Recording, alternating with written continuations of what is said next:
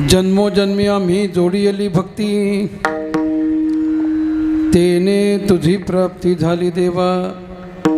भक्ती प्रेम सुख देऊनी चक्रपाणी, ठेवी आपुले चरणी जन्मोजन्मी. नामा म्हणे आम्ही पायिक फुकाचे, नामा म्हणे आम्ही पायिक फुकाचे, धारक नामाचे तुझे देवा. भक्ती प्रेम सुख देऊनी चक्रपाणी, ठेवी आपुले चरणी जन्मोजन्मी. विठ्ठल विठ्ठल.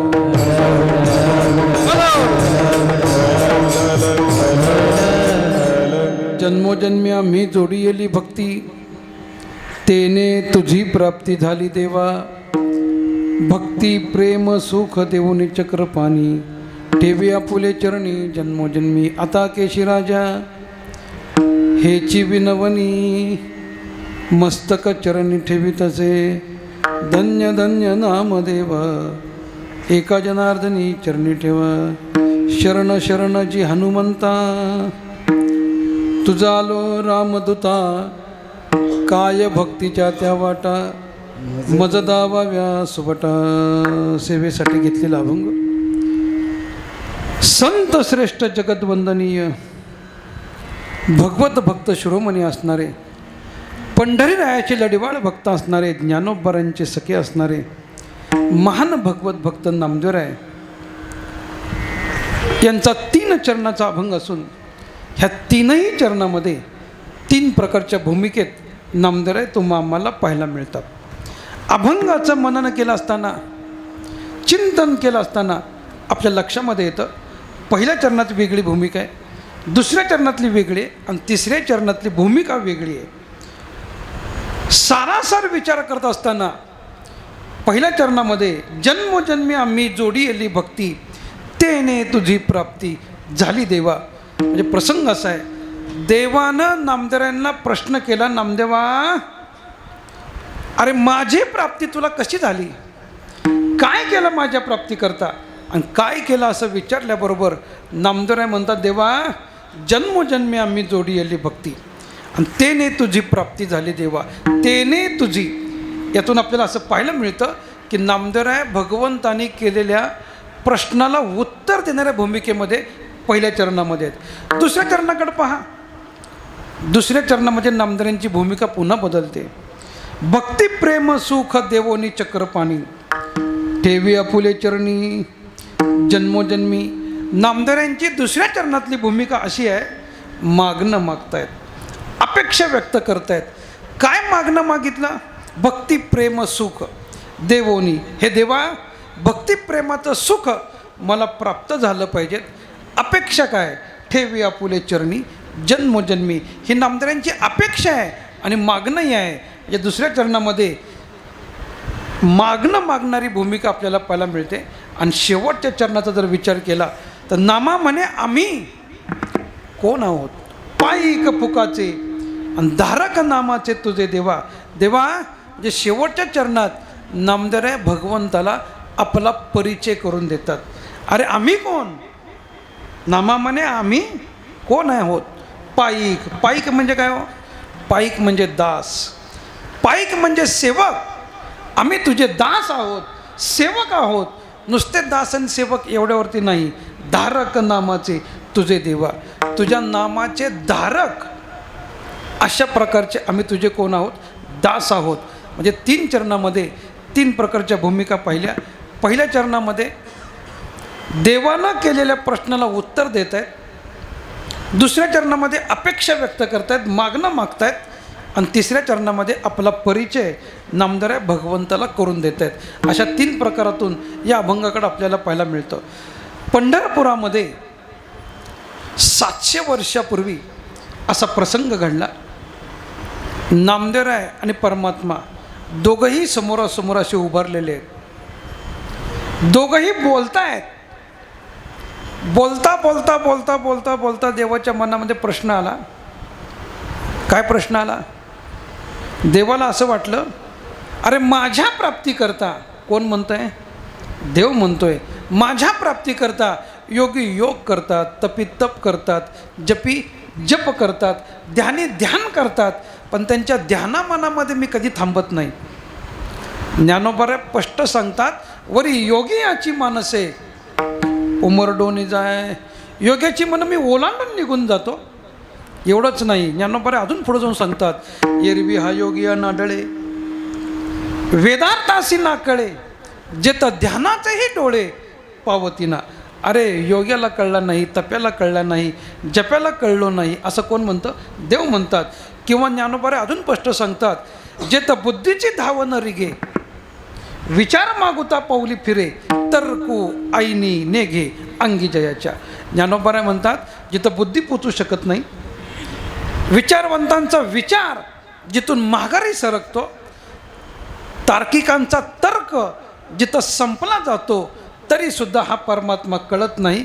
काय नवल आहे, नवल केवढे केवढे नकळे कानोबाचे कोडे.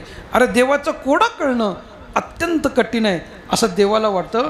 देव म्हणतो की अरे मी कुणालाच कळत नाही, कुणालाच सापडलो नाही. एवढंच नाही, प्रत्यक्ष वेदाला सुद्धा परमात्मा कळला नाही. नाथ महाराज सांगतात, वेद जाणू गेला पुढे मौनावला, वेद जाणू गेला पुढे मौनावला. वेद जाणू गेला पुढे मौनावला, वेद जाणू गेला पुढे मौनावला, वेद जाणू गेला पुढे मौनावला, वेद जाणू गेला पुढे मौनावला, वेद जाणू गेला पुढे मौनावला, वेद जाणू गेला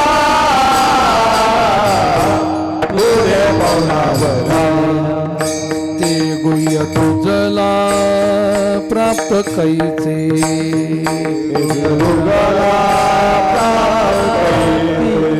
ते गुह्य तुझला प्राप्त कैचे,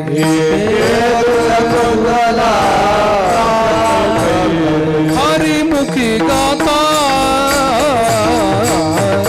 हर बलिता, हरिमुखी गाता हर बलिता, हरिमुखी गाता हर बलिता, हरिमुखी गाता हर बलिता. वेद जाणू गेला पुढे मौनावाला, जाणू गेला पुढे मौनावाला, वेद जाणू गेला पुढे मौनावाला, वेद जाणू गेला पुढे मौनावाला, तुझला प्राप्त कैचे, तुझला प्राप्त कैचे, गुह्य तुझला प्राप्त कैचे,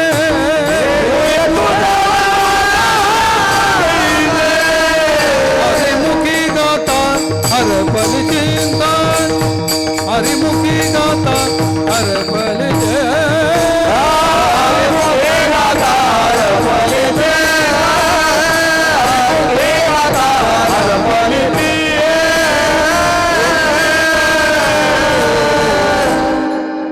काय शब्द आहेत नाथांचे.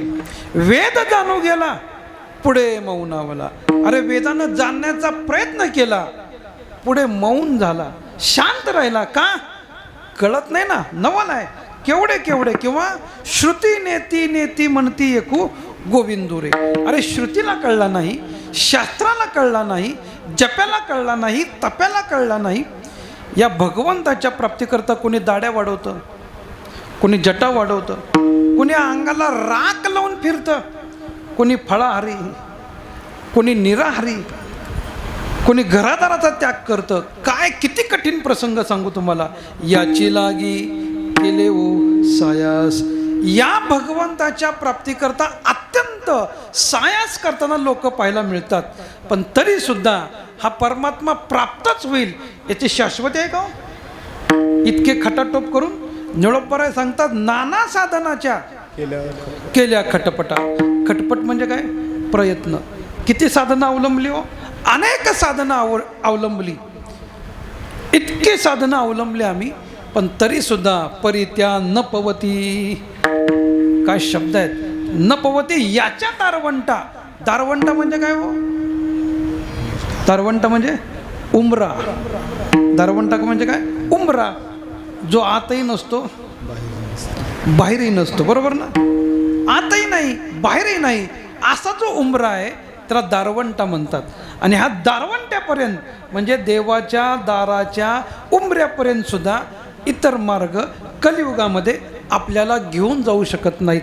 मग देवाची प्राप्ती कशी होणार? दुर्लभ आहे ना, अति दुर्लभ आहे. किंवा तुकोबरात दृष्टांत देऊन सांगतात, सोन्याचे पर्वत, करवती पाषाण, अवघे रानोरान कल्पतरू. काय मार्मिक दृष्टांत तुकोबरा देतात. अरे सोन्याचे पर्वत करता येतील. तुम्ही म्हणताल महाराज पेपर वाचता का नाही? आत्ता कुठं थोडासा मागं सरकलाय नाही का? तोळ्याचा भाव नाही तर 2 लाखापर्यंत गेलता तोळा. आत्ता कुठं थोडासा खाली आलाय आणि तुम्ही लगी म्हणू लागला सोन्याचे पर्वत. शक्य आहे का हो सोन्याचे पर्वत करणं? मग अशक्य आहे का सांगा बरं? करायचंच म्हटलं तर सोन्याचे पर्वत करता येतील.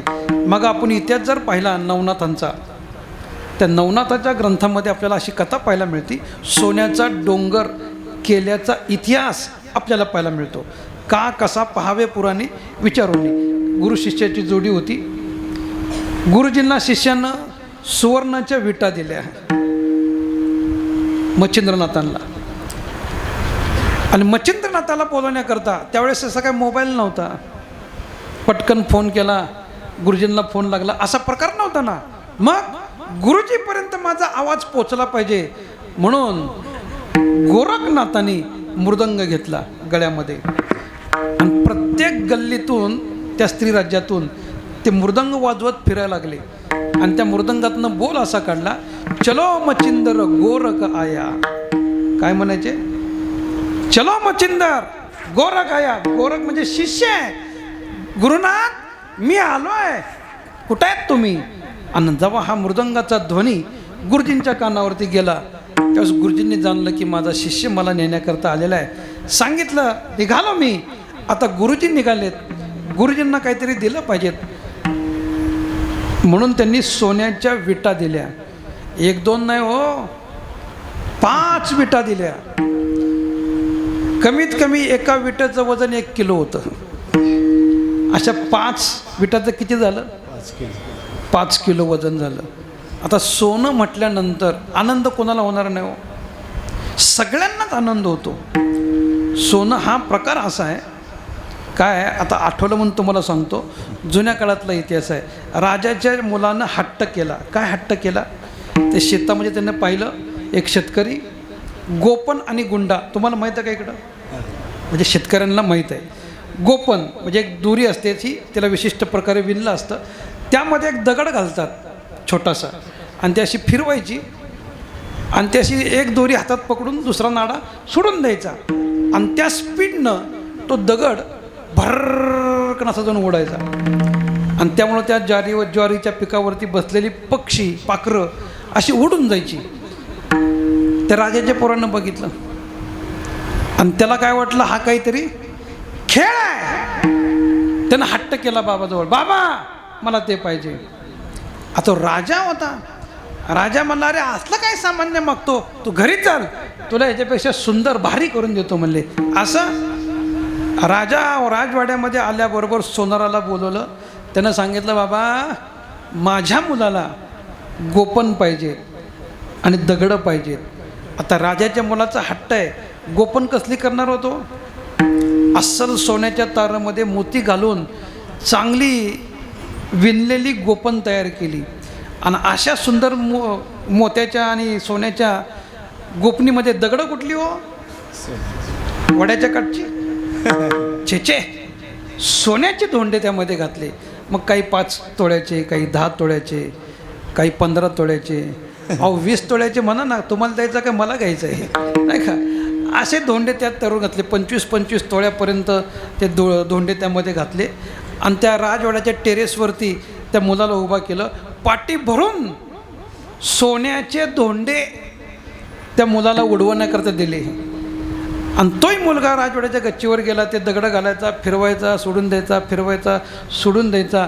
एक चांगला 20-25 तोळ्याचा सोन्याचा धोंडा त्या गोपणीमध्ये घातला. ती गोपन फिरवली, सोडली. आणि त्याच वेळेला एक 80 वर्षाचा म्हातारा कंबरमध्ये वाकला होता.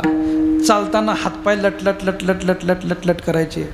आणि अशा जरा अवस्थेतून समोरनं चालला होता.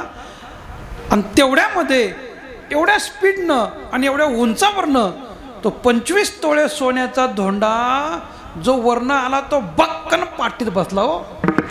आणि पाटीत बसल्याबरोबर सोनं हा धातू वजनदार आहे बुवा. सोनं हा वजनदार धातू आहे. आणि वजनदार असल्यामुळे तो सोन्याचा धोंडा पाटीत बसल्याबरोबर म्हातारं चक्करून पडलं. आणि चक्करून पडल्यानंतर 5-10 मिनटं चांगली हवा लागल्यानंतर म्हातारं सावध झालं. त्यानं विचार केला आपल्याला लागलं काय, म्हणून तो असा पाहू लागला. आणि पाहता पाहता त्याला काय दिसलं, सोन्याचा धोंडा. आणि सोन्याचा धोंडा पाहिल्याबरोबर ते म्हाताराचं ताडकन उभं राहिलं एकदम. आणि तो धोंडा हातामध्ये घेतला आणि मोठमोठ्यांदा ओरडू लागला, अरे ज्या कुणी हा धोंडा मारलाय अजून 10-12 मार म्हणला. मेलो तर हरकत नाही, पण काय मिळलं पाहिजे, सोनं मिळलं पाहिजे. सोनं अतिप्रिय आहे प्रत्येकाला, आहे ना. किती जरी तोळ्याचा भाव झाला तरी गुरुपुष्यामृत आपण सोडतो का, घेतोच ना. का, आवडीचा विषय. तसं आवड सोन्याच्या करायचंच म्हणलं पर्वत करता येतील. अवघे रानोरान कल्पतरूचं झाड आहे बुवा. आणि त्याचं सामर्थ्य काय, कल्पतरू खाली फळे येती मागितली. किंवा तुकोपरे सांगतात, तुका म्हणे आम्ही जे इच्छा करू ते कल्पतरू पूर्वी तसे. कल्पतरू नावाचं झाड, त्याच्या खाली बसलं असताना आपल्या इच्छा पूर्ण होतात. असं कल्पतरूचं झाड कुठं आहे हो, स्वर्गात आहे. मग स्वर्गातलं झाड मृत्यू लोकांमध्ये आणता येईल का हो?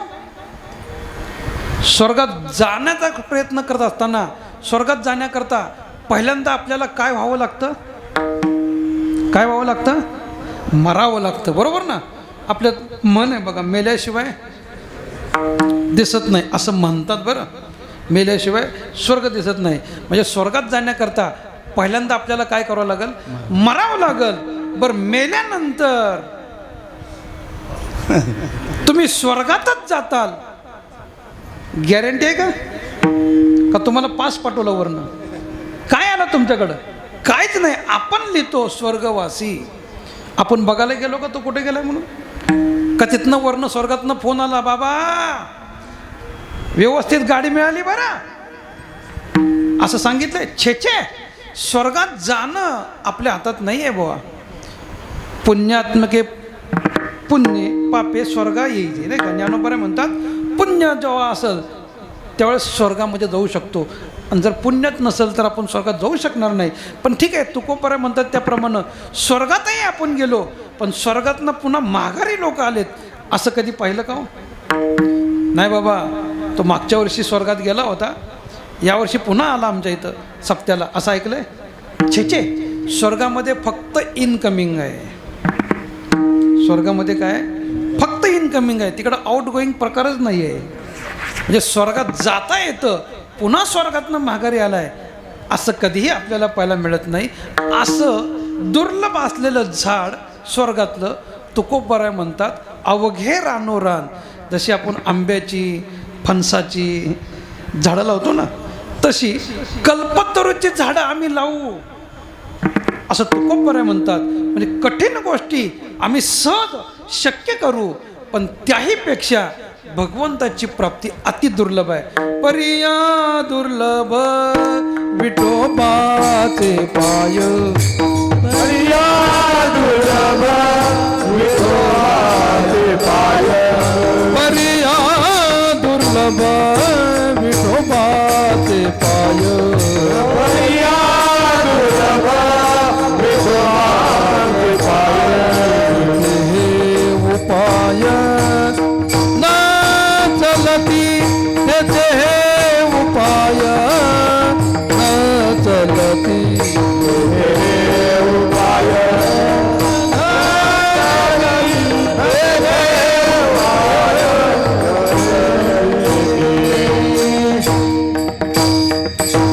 तुकोबराय सांगतात परिया दुर्लभ कठीण कामापेक्षाही दुर्लभ जर काय असेल तर भगवंत आहे.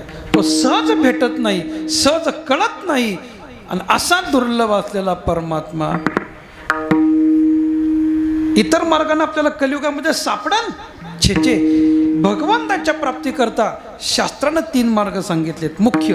तसे अनेक मार्ग आहेत, पण त्यातले मुख्य मार्ग 3 आहेत: ज्ञान, योग आणि कर्म. ज्ञानानं देवाची प्राप्ती आहे, योगानंही देवाची प्राप्ती आहे, आणि कर्मानंही देवाची प्राप्ती आहे. पण ज्ञान, योग आणि कर्म आणि कलियुग याची जर सांगड घालायची म्हटलं तर हे 3 मार्ग कलियुगामध्ये आपल्या हातून सक्सेस होतील का हो? ज्ञान प्राप्त करण्याकरता आपल्याकडं आयुष्य भरपूर पाहिजेत, आणि कलियुगामध्ये किती आहे हो? अल्पायुष्य. मानवी देह, माणसाचा देह अल्पायुष्य आहे. किती गणिले ते अर्धरात्र काय 100 वर्षाचं गणित केलं, आणि त्या 100मध्ये पहिले 50 कशाकरता रिझर्व आहेत? झोपीकरता रिझर्व आहेत. म्हणजे 100रातले अर्धरात्र काय, अर्धे कुठं गेले? झोपेत गेले. राहिले किती आपल्याकडं? 50. मग राहिलेल्या 50 तर ज्ञान प्राप्त होते का? नाही. का? त्यामध्ये अजून 3 भाग आहेत: बालपण, तरुणपण आणि म्हातारपण. मग ह्या 3ही अवस्था जर आपण पाहिल्या, बाल्य अवस्थेमध्ये अज्ञान आहे, तारुण्यामध्ये विषय आहे, आणि म्हातारपणामध्ये चिंता आहे. जगद्गुरु शंकराचार्य सांगतात, बालस्तावत क्रीडासक्तः, तरुणस्तावत तरुणी रक्तः, वृद्धस्तावत चिंतामग्नः, परे ब्रह्मणी कोपी न लग्नः. काय ज्ञान एका जगद्गुरूंनी संस्कृतमध्ये सांगितलं, आणि दुसऱ्या जगद्गुरूंनी याचाच अनुवाद मराठीमध्ये केला. बालपण गेले नेनता, तारुण्य दशे विषय व्यथा, वृद्धपणे प्रवर्तली चिंता, मरे मागुता जन्मधरी. याचा थोडक्यात अर्थ सांगत झाला, बाल्य अवस्था अज्ञानात गेली, तारुण्य विषयामध्ये गेलं, आणि म्हातारपण चिंतेमध्ये जातं. मग ज्ञान कधी होतंय तेवढं मला सांगा. बाल्यावस्थेत होते का हो? नाही. मग तारुण्यात? तिथंही नाही. मग म्हातारपणामध्ये होत असेल नाही का? तिथंही नाही. काय आपलं सरकारसुद्धा एवढं हुशार आहे, आपल्या वयाला 60 वर्ष का पूर्ण झाली की आपल्याला काय करतंय हो? काय करतंय? रिटायर करते. बरोबर. का रिटायर करते? सरकार आपल्याला का रिटायर करते याचा विचार केला आपण? तुम्ही आता काम करण्याच्या, हे तुम्ही मनापुढचं काय असेल ते राहिला नाहीत, म्हणून सरकार आपल्याला काय करतंय? वयाच्या 60 नंतर आपल्याला रिटायर करतंय. मग मला सांगा, आमचा पांडुरंग एवढा भोळा आहे वय तुम्हाला 60 नंतर पुन्हा पास करायला? छेचे, 60 नंतर परमार्थ नाही आहे. परमार्थ हा तारुण्यामध्ये. तुकोबराय सांगतात, तरणा भाग्यवंत नटे हरी कीर्तनात. तरुणपणामध्येच परमार्थ शक्य आहे. परमार्थच का? कोणतीही गोष्ट, कोणतीही चांगली गोष्ट जर आपल्या जीवनामध्ये करायची असेल आपल्याला, तर ती कधी शक्य आहे हो? कधी शक्य आहे? तारुण्यात. मी नेहमी सांगत असतो, तारुण्य हा आपल्या जीवनाचा केंद्रबिंदू आहे. लक्षात ठेवा. काय आहे? तारुण्य हा केंद्रबिंदू आहे. कारण कोणतंही ज्ञान आत्मसात जर आपल्याला करायचं असेल ना, तर ते तारुण्यातच होतं, अन्य अवस्थेमध्ये नाही. कारण बुद्धीचे 2 प्रकार शास्त्र सांगतं. एक बुद्धी असते तैलबुद्धी, आणि दुसरी बुद्धी असते घृतबुद्धी. तैलबुद्धी म्हणजे काय? तेलकट नाही.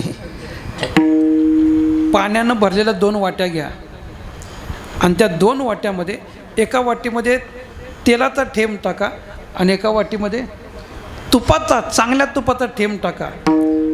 पाण्यामध्ये तेल आणि तूप पडल्यानंतर ज्या वाटीमध्ये तेल टाकले ते तेल संपूर्ण वाटीचा जेवढा व्यास आहे म्हणजे आकार आहे तेवढं तेल पसरतं ना असं. आणि तूप एका ठिकाणी गोळा होतं, घट्ट होतं. यालाच म्हणतात तैलबुद्धी आणि घृतबुद्धी. तैलबुद्धी म्हणजे अलीकडच्या भाषेत जर सांगायचं झालं, तैलबुद्धी म्हणजे आपण शार्प बुद्धी म्हणतो नाही का, हुशार, कोणतंही ज्ञान ग्रहण करू शकण्याची ताकद ज्याच्याकडे आहे त्याला आपण काय म्हणतो आताच्या भाषेत, शार्प बुद्धीचं आहे. हो, एक पाठी आहे, एकदा ऐकलं की पाठ होतं, एकदा वाचलं की पाठ होतं. याला काय म्हणतात, शार्प बुद्धीचा म्हणजे तैलबुद्धीचा आहे. आणि दुसरा प्रकार आहे घृतबुद्धीचा. घृत म्हणजे दगडासारखं ते आळून बसतं ना, त्याला म्हणतात तुका म्हणे ऐसी बुद्धी ज्याची जड त्याहुनी दगड बरे देवा. त्याच्यापेक्षा दगड बरं असं म्हणण्याची पाळी आपल्याला येते. इतकी काही लोकांची बुद्धी मठ्ठ असते आणि काही लोकांची बुद्धी शार्प आहे, तैलबुद्धी आहे. आणि ती बुद्धी आपल्याला तारुण्यामध्ये आपल्याकडे असते. आणि तरुणपणामध्ये कोणत्याही गोष्टीचं ज्ञान आपल्याला प्राप्त सहज लवकर होतं. आणि कोणतीही चांगली गोष्ट किंवा चांगलं कार्य आपल्यातून कधी शक्य आहे, तरुणपणात आहे. तुम्हाला मी उदाहरणासह सांगतो. जगद्गुरू शंकराचार्यांनी 4ही वेद मुखोद्गत केले. 4ही वेद मुखोद्गत केले वयाच्या 16व्या वर्षी. बरोबर, कितव्या वर्षी? 16व्या वर्षी 4 वेद मुखोद्गत केले. आपलं आयुष्य गेलं पण आपल्याला हरिपाठ होईना. हरिमुखे म्हणलं की पुढचा अभंग आठवत नाही, मोबाईल काढावा लागतो आपल्याला. ही आपली अवस्था आहे. हरिपाठ साधा आपल्याला पाठ होत नाही. 4ही वेद जगद्गुरू शंकराचार्यांनी वयाच्या 16व्या वर्षी केले. तुम्ही म्हणताल महाराज फार जुना दृष्टांत सांगितला, ह्याला 5000 वर्ष होऊन गेले या गोष्टीला. त्याच्यापेक्षा अलीकडचं उदाहरण पहा. ज्या ज्ञानेश्वरी ग्रंथाचं पारायण तुम्ही गेली 75 वर्ष या मंदिरामध्ये करत आहात, या गावामध्ये करत आहात, ती ज्ञानेश्वरी ज्ञानोबरायांनी वयाच्या कितव्या वर्षी लिहिली? हो, कितव्या वर्षी लिहिली? ज्याला अलीकडचे लोक धोक्याचं म्हणतात, त्या वयात अवघ्या 16व्या वर्षी जगाला ज्ञान पुरवल अशा ज्ञानेश्वरी ग्रंथाची निर्मिती ज्ञानोबरायांनी वयाच्या 16व्या वर्षी केली असा इतिहास आपल्याला पाहायला मिळतो. तुम्ही म्हणताल महाराज यालाही 750 वर्षे होऊन गेली. त्याच्यापेक्षा अलीकडचं थोडंसं उदाहरण पहा. छत्रपती शिवाजी महाराजांचं. छत्रपती शिवाजी महाराज ज्यांच्यामुळं आपला धर्म टिकला, आपले मठ मंदिरं टिकली, ज्यांच्यामुळे आपल्या डोक्याची शेंडी राहिली, गळ्यातल्या माळा राहिल्या, जानवे राहिले, कपाळाचा गंध राहिला, आपल्या मूर्त्या राहिला, आपला धर्म राहिला, याला कारण कोण आहेत? छत्रपती शिवाजी महाराज. आणि छत्रपती शिवाजी महाराजांनी हिंदवी स्वराज्याची निर्मिती करीन अशी शपथ वयाच्या 16व्या वर्षी रायरेश्वराच्या पिंडीसमोर घेतली. बरोबर ना? हा इतिहास आहे ना. म्हणजे कोणतंही चांगलं कार्य जर आपल्या जीवनामध्ये करायचं असेल आपल्याला तर ते कधी शक्य आहे? तरुणपणामध्ये शक्य आहे. तसं ज्ञानसुद्धा प्राप्त करण्याकरता योग्य वेळ आणि योग्य वय जर कोणतं असेल ते तारुण्य आहे. आणि त्याच तारुण्यामध्ये आपण विषयामध्ये दंग होतो. आणि विषयामध्ये दंग झाल्यामुळं ज्ञान प्राप्त करावं अशी इच्छा होणं सुद्धा अत्यंत कठीण आहे. भगवान म्हणतात अर्जुना, मनुष्यानां सहस्रेषु कश्चित यतते सिद्धये यततामपि सिद्धानां कश्चिन्मां वेत्ति तत्वता. अरे हजारातून एखादा मनुष्य माझं ज्ञान प्राप्त करण्याचा प्रयत्न करतो, अन्यथा ज्ञान प्राप्त होणं अत्यंत कठीण आहे.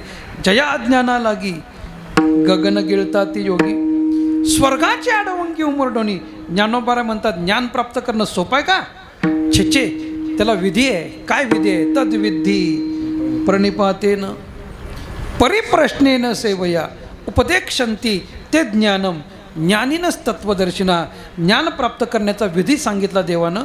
काय विधी आहे? तद्विधी प्रणिपातेन. गुरुजनांना संत महात्म्यांना पहिल्यांदा काय केलं पाहिजे? नमस्कार केला पाहिजे. बरोबर ना? काय केला पाहिजे? नमस्कार केला पाहिजे. पण नुसता नमस्कार करून ज्ञान प्राप्त होतं का? नमस्कार करून नुसतं प्राप्त होत असतं तर शाळा कॉलेज काढण्याची गरज नाही. जा गुरुजींचं दर्शन कर, ज्ञान प्राप्त होईल असं नाही आहे. त्याची पुढची प्रक्रिया सांगितली. परिप्रश्नेनं. संत महात्म्यांना गुरुजनांना काय विचारलं पाहिजेत?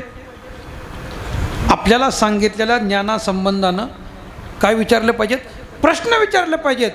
तरच त्याचं यथार्थ ज्ञान आपल्याला होऊ शकतं. नुसताच जर तो वर्गामध्ये असा बसला त्याला काय येईल का? नाही. परिप्रश्नेनं. त्याला गुरुजींना प्रश्न करा. पण नुसते प्रश्न करून जमतं का? सेवया. सेवया म्हणजे सेवया नाही आहे, नूडल्स नाही. मग सेवया म्हणजे सेवायाम, भज सेवायाम, नाही का? संतांची काय घडली पाहिजे आपल्यातनं? सेवा घडली पाहिजेत. तरच ते तत्वदर्शी संत आपल्याला काय करतात? ज्ञानाचा उपदेश करतात. अन्यथा ज्ञान प्राप्त होणं अत्यंत कठीण आहे. बरं, देव कळण्याकरता काय पाहिजे हो? देव कळण्याकरता काय पाहिजे? पैसा पाहिजे? छे छे, ज्ञान पाहिजे. ज्ञान. ज्ञान नसल तर देव कळणंही अत्यंत कठीण आहे. ज्ञानोबराय सांगतात, तरी परमात्मा इसे जे एक वस्तू असे आणि ते जया दिसे ज्ञानास्तव. काय ज्ञानोबराय म्हणतात? अरे परमात्मा नावाची वस्तू कळण्याकरता काय पाहिजे? ज्ञान पाहिजे. ज्ञान. ज्ञान जर नसल तर देव कळलं का आपल्याला? देव भेटणं वेगळं आणि देव कळणं वेगळं. मी नेहमी सांगत असतो, देव भेटण्यापेक्षा देव कळण्याचा प्रयत्न करा. काय म्हणतो मी? देव भेटण्यापेक्षा देव कळण्याचा प्रयत्न करा. देव भेटणं आणि कळणं ह्यात काय फरक आहे? फार फरक आहे. तुमच्या आमच्या जीवनामध्ये आत्तापर्यंत इथं जेवढे लोक बसलेत ह्यांचा आपण जर थोडक्यात आपल्या जीवनाचा विचार केला, मागं आपल्या जीवनामध्ये अशा काही घटना घडतात. काही कठीण प्रसंग आपल्या प्रत्येकाच्या जीवनामध्ये आलेत ना. आणि त्या कठीण प्रसंगातून कोणतरी आपल्याला बाजूला करतं, कोणतरी त्या संकटातून आपल्याला वाचवतं, आपल्याला बाहेर काढतं. हा कोण असतो? कोण असतो? देव असतो. देव भेटला ना आपल्याला. संकटातून बाजूला काढणारा कोण आहे? देव आहे. हा भेटला. पण तो कळला का हो? नाही कळला. का नाही कळला? तर त्याच्याविषयी असणारं ज्ञान आपल्याकडं नाही. संकटातून बाजूला काढणाऱ्या माणसाला आपण काय म्हणतो? काय देवासारखा धावला. आपले काय शब्द असतात? काय देवासारखा धावला. बरोबर ना? मग मला सांगा, अशा कठीण प्रसंगामध्ये तिथं वाचवणारं कोण असते हो? कोण असते? देव. हे देव आपण कधी म्हणतो? त्याचं ज्ञान झाल्यानंतर. जोपर्यंत ज्ञान नाही तोपर्यंत त्याला आपण देव म्हणतो का? देवासारखा म्हणतो. आणि ज्या क्षणाला त्याचं ज्ञान होतं त्या क्षणाला आपण त्याला देवच म्हणतो. नामदारांचं उदाहरण पहा. नामदार आहे काय? नामदारांचा अधिकार आहे. नामदारांचा अधिकार असा आहे, देवाला जेव म्हटल्याबरोबर देवानं नामदारांच्या बरोबर जेवण करावं. देव जेवी सवे, देव जेवी सवे, देव जेवी सवे, देव जेवी सवे, ऐसी जाची देवा सवे, ऐसी जाची देवा सवे, ऐसी जाची देवा सवे, धन्य धन्य नाम देव, धन्य धन्य नाम देव, ऐसी जाची देवा सवे, ऐसी जाची देवा सवे, धन्य धन्य नाम देव,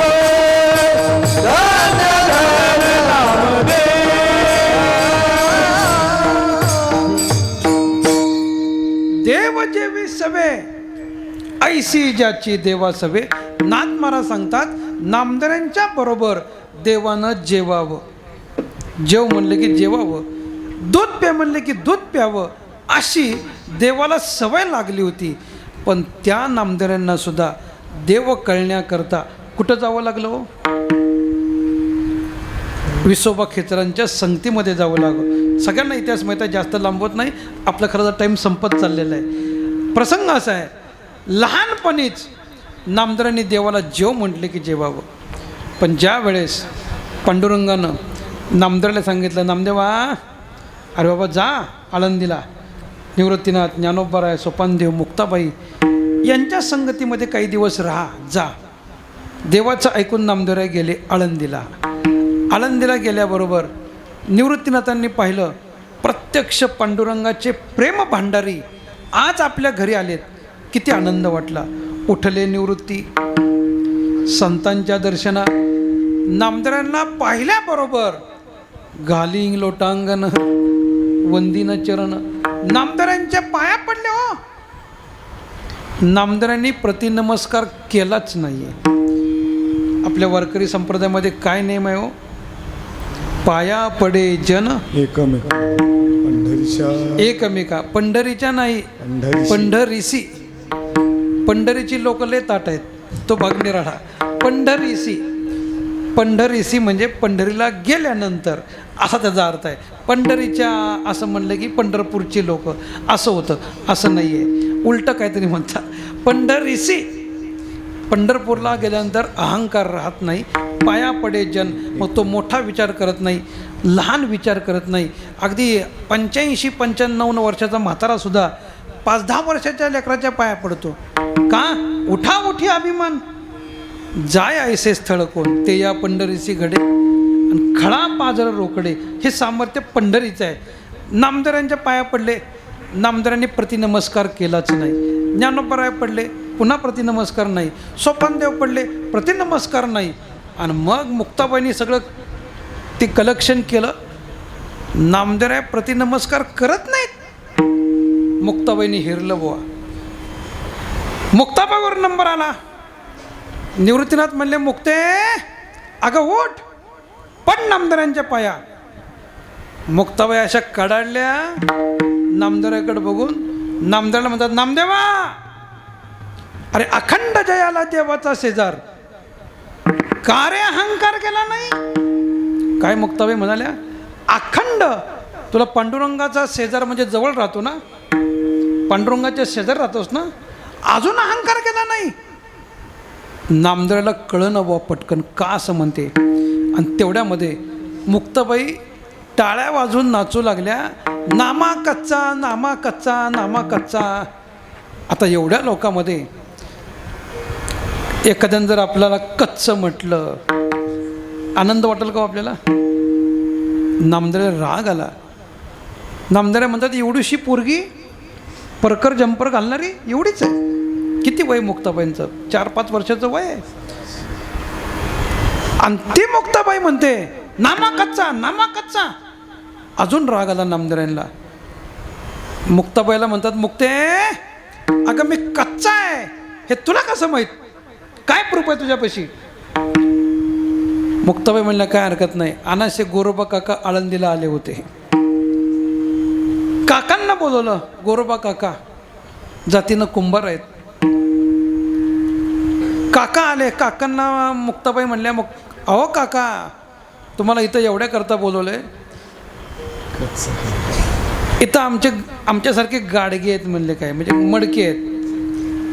आणि ते मडकं कच्चं आहे का पक्का आहे आम्हाला कळत नाही. मग गाडगं कच्चा आहे का पक्का आहे हे कुणाला कळतं? कुणाला कळतं? कुंभाराला कळतं. मग काका तुम्ही कुंभार आहात, बघा ना म्हणले इथं गाडगं कोणतं कच्चं आहे. काका म्हणले, काय हरकत नाही. काकाने ते थापटणं म्हणतं त्याला, थापटणं, ते थापटणं घेतलं हातामध्ये. निवृत्तीनं त्याच्या डोक्यावर मारलं. खणखणीत आवाज.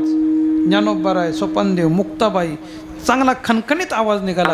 आणि तेच थापटणं नामदेवांच्या डोक्यात मारलं.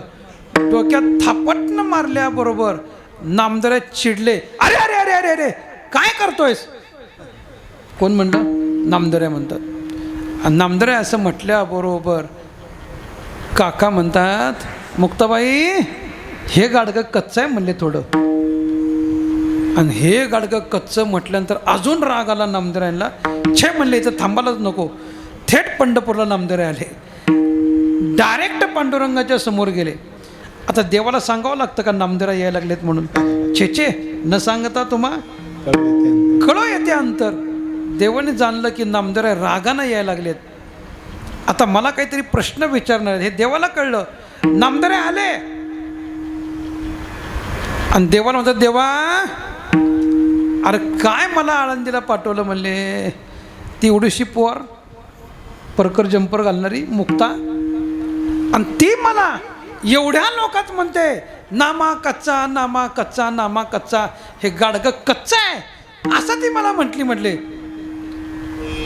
देव नुसता बघत होता, काही बोलत नव्हता. शेवटी नामदेवाने देवाला प्रश्न केला, देवा अरे तू तरी सांग मी कच्चा आहे का पक्का आहे? काय म्हणतात नामदेवराय देवाला, अरे तू तरी सांग मी कच्चा आहे का पक्का आहे? आता देवाला प्रश्न पडला, काय सांगावं? कच्चा आहे म्हणावं? आधीच चिडलेले आहेत, आधीच रागावलेले आहेत. बरं पक्का आहे असं जर म्हटलं तर माझं यथार्थ ज्ञान नामदेवाला होणार नाही, माझं स्वरूप कळणार नाही नामदेवरायला. काय करावं? कच्चं म्हणता येईना, पक्क आहे असंही म्हणता येईना. शेवटी तो देव आहे. देवानं काय केलं? फक्त शब्दाची फिरवाफिरव केली. शब्दाची फिरवाफिरव करून नामदेवाला देव म्हणतात, नामदेवा तू कच्चा अजिबात नाही म्हणले. काय म्हणला देव? तू कच्चा अजिबात नाही, अजिबात नाही, अजिबात नाही. मग अरे अजून पक्का व्हायचा आहे म्हटले. काय सांगितलं? कच्चा अजिबात नाही पण अजून पक्का व्हायचा आहे. म्हणजे काय झालं? कच्चाच झालं ना. मग नामदेव म्हणतात, देवा पक्क व्हायचं आहे म्हणले. हो. मग पक्क होण्याकरता काय करावं लागेल? देव म्हणतात, आत्ता गाडी रोडवर आली म्हणले. आणि मग नामदेवाला सांगितलं, नामदेवा अरे पक्क होण्याकरता माझ्या ज्ञानाची गरज आहे. आणि माझं ज्ञान प्राप्त करण्याकरता तुला कुठं जावं लागेल? गुरुजनांकडे जावं लागेल, संतांच्या संगतीत जावं लागेल, विसोबा क्षेत्रांच्या संगतीत जा. आणि मग नामदेवराय बऱ्याच परीक्षामध्ये घेतलेले. नामदेवराय विसोबा क्षेत्रांच्या संगतीमध्ये राहिले. विसोबा क्षेत्रांच्या संगतीमध्ये राहिल्यानंतर तिथंही थोडी परीक्षा झाली. सगळ्यांना इतिहासमध्ये लांबवत नाही मी. आणि मग नामदेवरायांना यथार्थ देवाचं ज्ञान तिथं झालं. ह्याचा अर्थ असा नाही की नामदेवाला ज्ञान नव्हतं, ज्ञान होतं. पण संत काय करतात? क्रिया करून दाखवतात. तैसे संत जगी क्रिया करून दावी ती अंगी. क्रिया करून नामदेवांनी दाखवली आणि ते नामदेव पुन्हा पंढरपूरला येऊ लागले. आणि देवाला वाटलं माझा भक्त आता तरी पक्का झाला का नाही? काय नामदेवांची अवस्था होती. नामदेव सांगतात, सर्व सत्ता आली हातात, आली हातात, सर्व सत्ता आली हातात, सर्व सत्ता आली हातात, सर्व सत्ता आली हातात. हे तर दाता नामयाचा,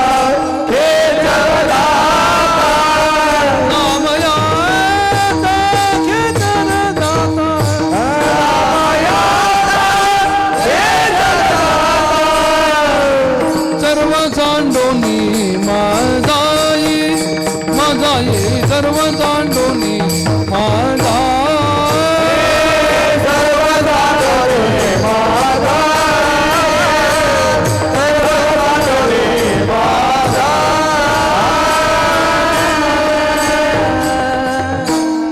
सर्व सत्ता आली आता. आणि मग नामदेव पंढरपूरच्या जवळ आले. देवाला वाटलं अरे माझा नामदेव आता तरी परिपूर्ण झाला का? आणि हे पाहण्याकरता देवाने परीक्षा घेतली.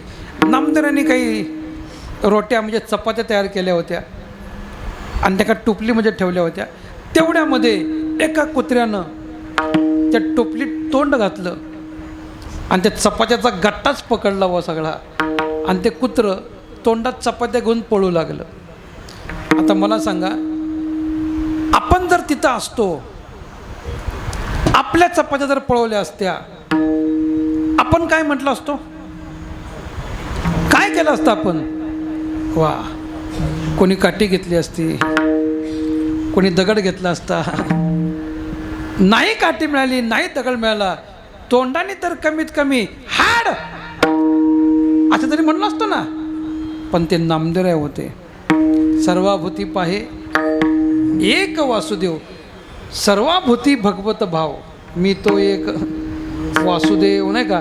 सर्वत्र समदर्शिना, हा सर्वत्र समदर्शन अशी दृष्टी संतांची असते. आपत्या न दिसे पारिके, आपला परका कळत नाही, सर्वत्र परमात्माचा आहे, ही अवस्था नामदेवांची झाली. आणि नामदेवराय त्या कुत्र्याला म्हणतात देव, म्हणतात देव. देवा हाती घेऊन तुपाची वाटी, नामा धावे श्वाना पाटी, तुप घेगा जग जेटीन, कोरडी रोटी कैसी खासी. अरे कोरड्या चपात्या कशा खाणार, हे घे तूप. असं म्हटल्याबरोबर देवानं ते श्वान रूप टाकून दिलं. चतुर्भुज रूपामध्ये परमात्मा प्रकट झाला. नामदेवाला कडकडून मिठी मारली आणि विचारलं, नामदेवा अरे मला कसं ओळखलं? आणि मग नामदेव म्हणतात, नामा म्हणे खेचर पायी, आणि ओळख झाली सर्वा ठाई, तू जळी स्थळी काष्टी पाशाणी आहे. याचं ज्ञान मला संतांच्या संगतीत झालं. म्हणजे परमात्मा कळण्याकरता कशाची आवश्यकता आहे? ज्ञानाची. मग तो कोणी असू द्या, त्याला काय पाहिजे? देव कळण्याकरता ज्ञान पाहिजे. आणि ते ज्ञान कलियुगामध्ये सोपं आहे का हो? सहज आहे का हो? बाजारामध्ये गेला, हो 1-2 किलो ज्ञान द्या, जमल का हो? नाही. त्याला सायास करावे लागतात, अभ्यास करावे लागतात. सायास करताना किंवा अभ्यासाची सांग कार्यसिद्धी. तुकोबरा दृष्टांत देऊन सांगतात, ओले मूळ भेदी खडकाचे अंग. तुकोबरा म्हणतात, झाडाचं ओलं मूळ ते काय चिरतं हो? मोठा चिरेबंदी वाडा, तर अशी भळ पडते ना, भेग पडते ना. मला सांगा, मुळामध्ये तेवढी ताकद आहे का हो दगड फोडण्याची? दगड फोडण्याची ताकद जर मुळामध्ये आहे, तर आपण करवत घेण्याच्या ऐवजी, ब्लास्ट करण्याच्या ऐवजी काय घेतला असतो? मुळच घेतली असते ना. मूळ दगड भेटत नाही, पण त्याच मुळाने जर अभ्यास केला, रोज हळूहळू हळूहळू आत त्या दगडात शिरण्याचा, तर आत शिरत शिरत शिरत शिरत हळूहळू हळूहळू हळूहळू ते काय करतं? दुभंगत जातो, दगडाला फाडत जातो. तशी मुळात ताकद नाही, पण अभ्यासात ताकद आहे. किंवा ज्ञानोबा दृष्टांत देऊन सांगतात, झाडाला लागलेला आंबा, झाडाला लागलेला आंबा तुम्हा आम्हाला दिसतो आणि पक्ष्यांनाही दिसतो. आंबा पक्षाला दिसल्यानंतर पक्षी काय कराल? डायरेक्ट त्याच्यावरती झेप मारल. आपण झेप मारू शकतो का? बघा प्रयत्न करून होते, त्याला नाही जमणार. का? पक्षी उडाल्याबरोबर त्या फळाला जाऊन झोंबतो. उत्पन्नावसरसा पक्षी फळाशी झोंबे जैसा. अरे बाबा, पक्षाने उड्डाण भरल्याबरोबर तो त्या इच्छित स्थळापर्यंत जाऊ शकतो, पण तुम्हा आम्हाला ते जमणार नाही. मग आपण कसं जायचं? हळूहळू, ढाळे ढाळे, मार्गाचे नाही बळे, निश्चित ठाके. ज्ञानोबा दृष्टांत देऊन सांगतात, आपल्याला स्टेप बाय स्टेप जावं लागल. पहिल्यांदा झाडाच्या जवळ जावं लागल, पुन्हा त्या झाडाच्या बुंद्याला पकडावं लागल, हळूहळू एक एक एक एक ढाळी ढाळी वरती चढावं लागल, मग त्या फांदीपर्यंत पोचावं लागल, मग ते फळ पकडू शकू किंवा इतर साधनांचा उपयोग करावा लागल, आणि मग त्याला फळापर्यंत आपण जाऊ शकू. अन्यथा अशी उडी मारून आपण ते फळ घेऊ शकत नाही. तसं ज्ञान आहे. ज्ञान आपल्याला असं डायरेक्ट घेता येत नाही, त्याला गुरूंकडे जाऊन मग ज्ञान. पण तेवढा वेळ आहे का कलियुगामध्ये? आहे छे छे. आम्ही म्हणतो अहो काहीतरी, अहो महाराज वेळच नाही हो. हां, अरे वेळ नाही काय आहे? कामामध्ये काम, काही म्हणा, राम राम. थोडा वेळ काढा आणि काय करा? देवाचं नामचिंतन करा. त्याशिवाय ज्ञान प्राप्त होणं अत्यंत कठीण आहे किंवा भगवंत भेटणं अत्यंत कठीण आहे. मनुष्य जीवनाची इति कर्तव्यता देवाला भेटण्यामध्ये आहे, म्हणजे देव भेटण्यामध्ये आहे. देव जर नाही भेटला आपल्या जीवनामध्ये तर उद्धार होईल का हो? तुका म्हणे जन्मा कशामध्ये आहे? विठ्ठलची एक देख मुंबईमध्ये फ्लॅट घेण्यामध्ये, जमीन जुमला घेण्यामध्ये? छेचे. देवाची भेट होणं हा मनुष्य जीवनाचा सर्वात मुख्य पॉईंट असला पाहिजे. सर्वात मुख्य जर काय असेल तर देव भेटावा. काही तो स्वामी भेटेल, काही हे बिरडे फिटेल, ही अवस्था आपली झाली पाहिजेत. अन्यथा नाही. आणि त्याच्याकरता ज्ञान आणि त्याच्याकरता ध्यान झाल्याशिवाय ज्ञान नाही. देवाचं नामचिंतन के मनुष्य जन्म आहे. याच मनुष्य देहाला देवानं अधिकार दिला आहे. आयुष्याच्या साधने सच्चिदानंद पदवी घेणे एवढा अधिकार नारायणे कृपा अवलोकने दिलेला असे. ज्ञान प्राप्त करण्याचा अधिकार कोणाला आहे हो? का जनावराला आहे? माणसाला ज्ञान अधिकार प्राप्त करण्याचा अधिकार आहे, नाही का? जनावरांच्या ठिकाणी ज्ञानच नाही ना. आणि काय हे ज्ञान नाही खोटे. चांगलं आणि वाईट कळतं कोणाला? जनावराला कळतं का माणसाला कळतं? माणसाला कळतं. आज एकादशी आहे हे कुणाला कळतं? का जनावरांना कळतं? का म्हशी कधी म्हटल्या अरे बाई आज एकादशी आहे असं म्हणल्या? नाही. का कुत्रे एकत्रित झाले अरे बाबा आज एकादशी आहे बरं असं कधी म्हटलेत? नाही. का? आणि का हे ज्ञान नाही कोठे.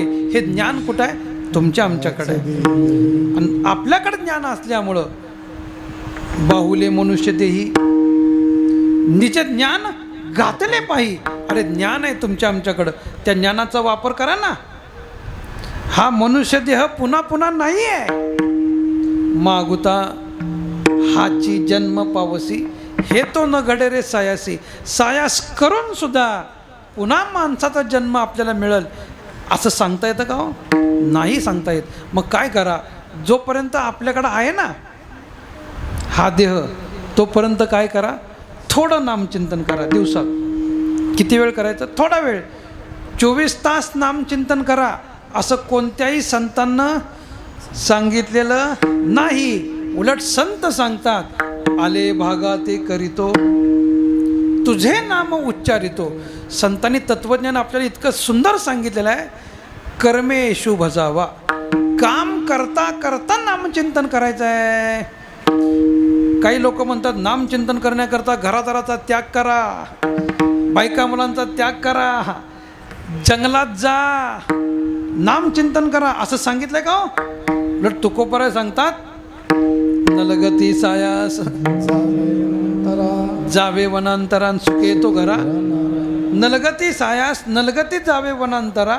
आणि यामुळं काय होईल? सुखे तो घरा नारायण. अरे ठाईच बैसोनी करा एक चित्त. आपण अभंगाचं नीट अर्थ जाणून घेत नाही.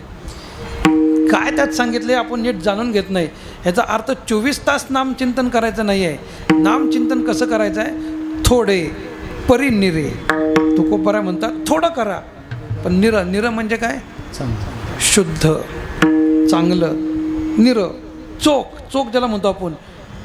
1 ग्रॅम 24 कॅरेट सोनं असणं आणि 1 किलो बेंटेक्स असणं कोणाची किंमत जास्त आहे हो?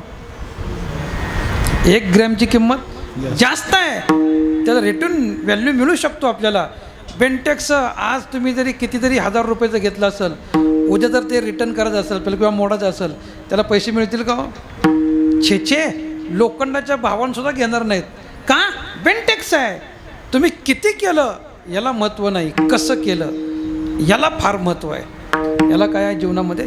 फार महत्त्व आहे. मग नामचिंतन थोडंच करा पण कसं करा? निर करा, चोख करा, चोख.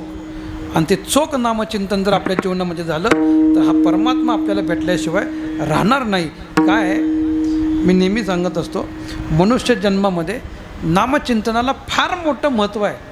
थोडं करा. जोपर्यंत देहामध्ये आत्मा आहे ना आपल्या तोपर्यंत काय करा?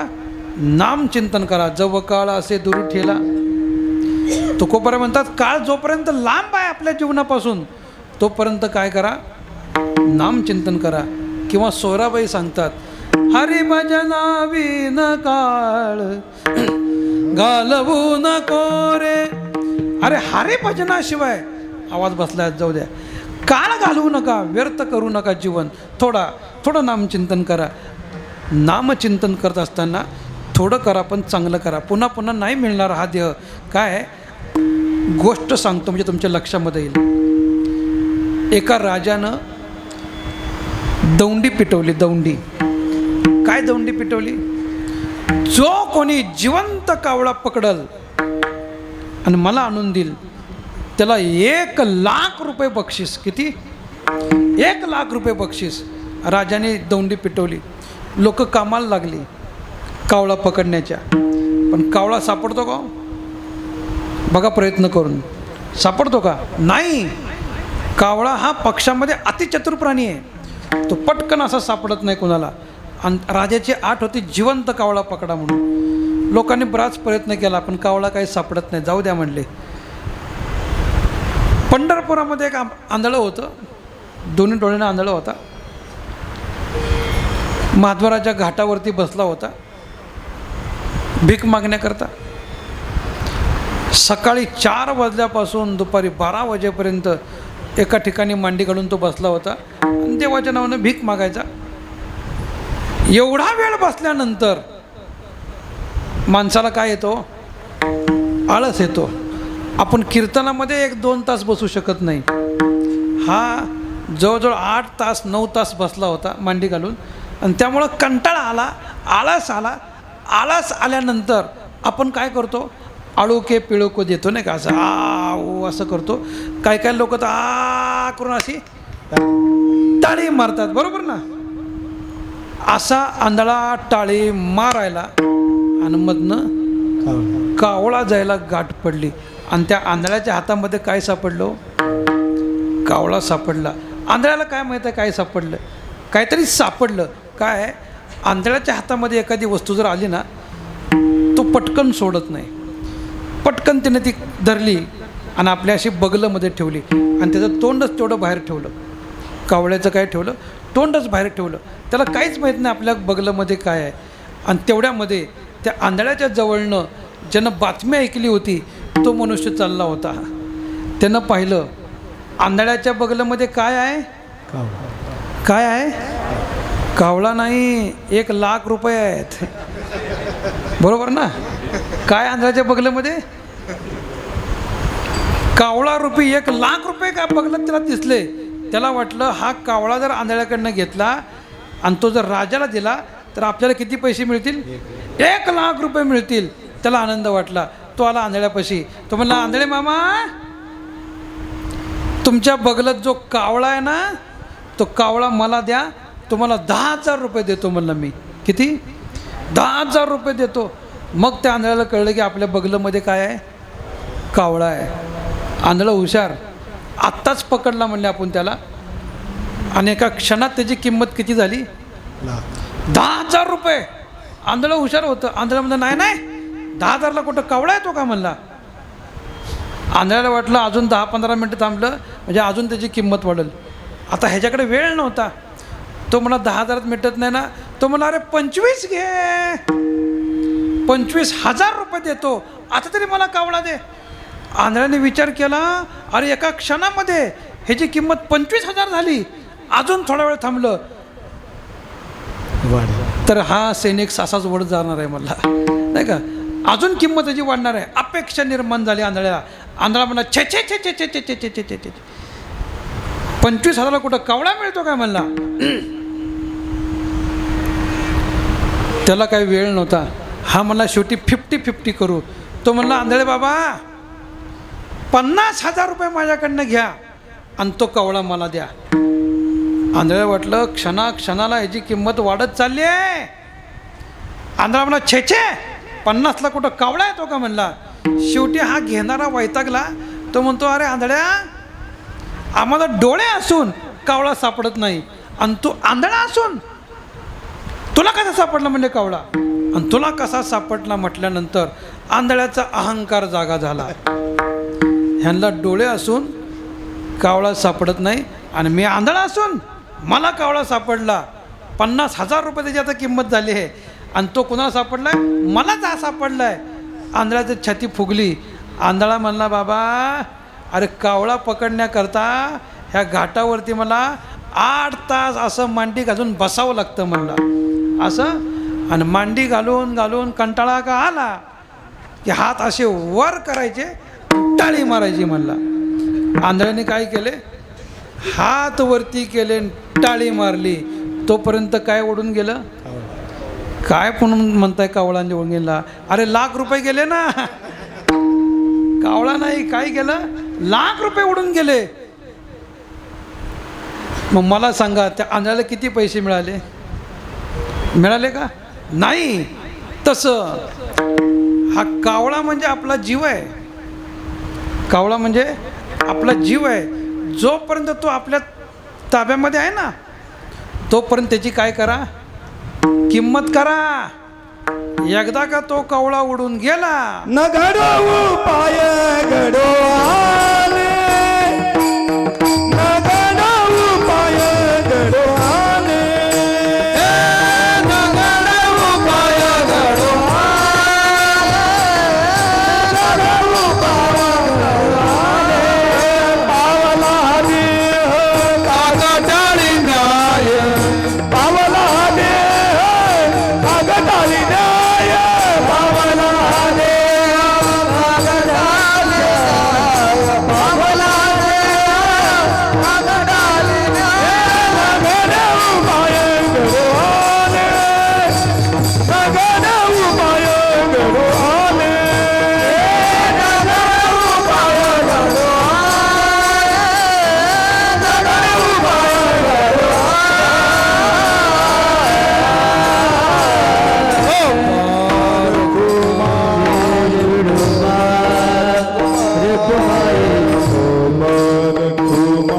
हरी टाळी वाजवा.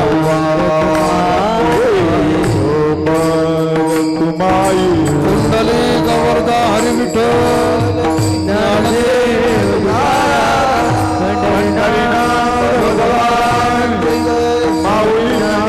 ज्ञानेश्वर महाराज, जगद्गुरु तुकाराम महाराज, गुरुवर्य गोविंद बाबा, पवन सुत हनुमान,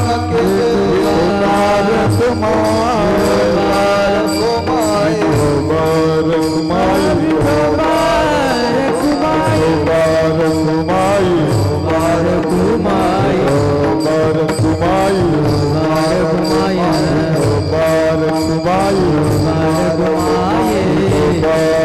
माय,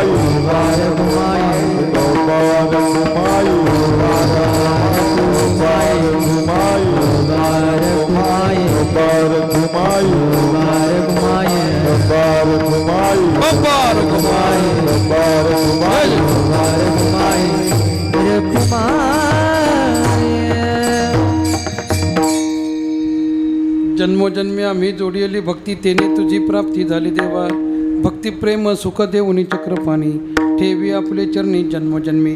नामदेव म्हणतात की पुन्हा पुन्हा हा जन्म नाही आहे.